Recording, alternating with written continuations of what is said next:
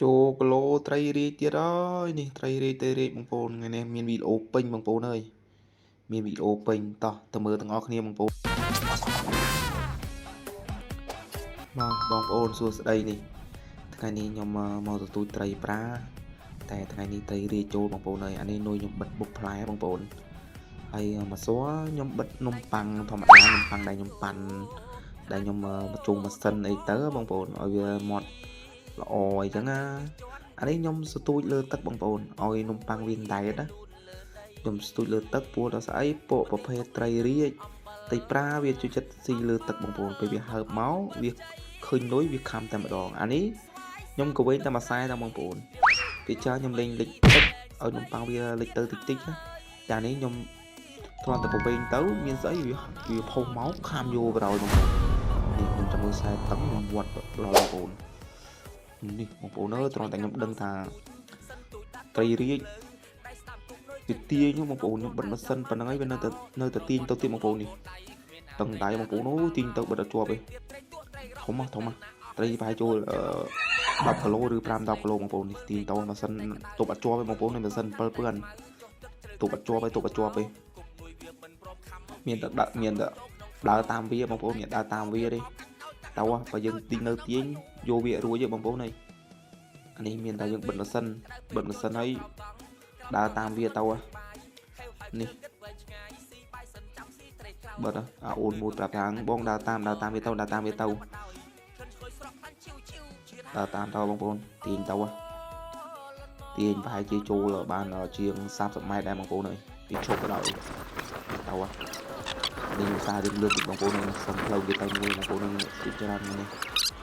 ទៅបងប្អូនសុំផ្លូវគេទៅវាអូសដល់កដាលបងប្អូនវាទាញទៅ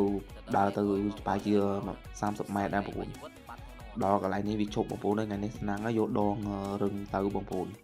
បើយកដងតូនទៅដឹងតែស្ពៃហើយនឹងស្មានណាទាញបានទេបងប្អូន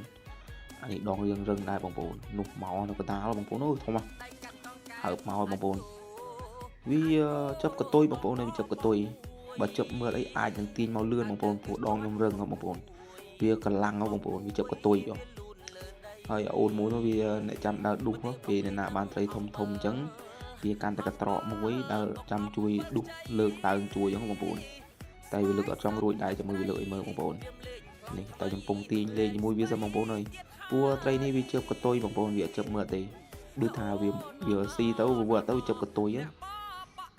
ប្រភេទដែលត្រីជាប់កតុយកម្លាំងណាវាមានការកម្លាំងប្រាខ្លួនបានណាបើជាប់មាត់វាអាចនឹងឈឺមាត់វាអាចនឹងចាញ់យើងបានតែប៉ះចំដងខ្ញុំរឹងដែរបងប្អូនថ្ងៃនេះខ្ញុំយកដងរឹងណាបងប្អូនយកដងរឹងទៅបងប្អូនហើយនេះចាំដុះអូននេះត្រលើកត្រីលើកអត់រួចណាតើតែប្រឹងដៃ2បងប្អូននេះ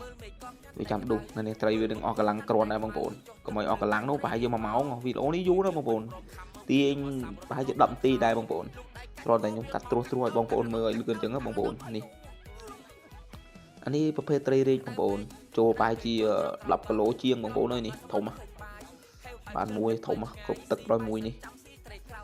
អានេះវីដេអូខ្ញុំបងប្អូនមានវីដេអូថៃទាញយកមកពីណាទេបងប្អូនវីដេអូខ្ញុំផ្ទាល់បងមើលតែដៃដឹងណាក្អោនដែរបងប្អូននេះខ្ញុំលើកទៅកន្លែងខ្ញុំទៅថតរូបអូគេមើលដល់ចូលគីឡូធំមួយរៀងអំណាចដែរដើរទៅរៀងក្អឿដែរបងប្អូនទៅលើកទៅដាក់ក្នុងទ្រុងបងប្អូនអើយត្រីនេះប្រហែលជាអត់យកទេបងប្អូនធំប្រភេទត្រីរាជបងប្អូនប្រឡែងវិញទៅហើយត្រីនេះប្រឡែងបងប្អូនអូខេបងប្អូនវីដេអូមានតែប៉ុណ្ណឹងខ្ញុំថតរួចមើលសិនបងប្អូននេះអរគុណ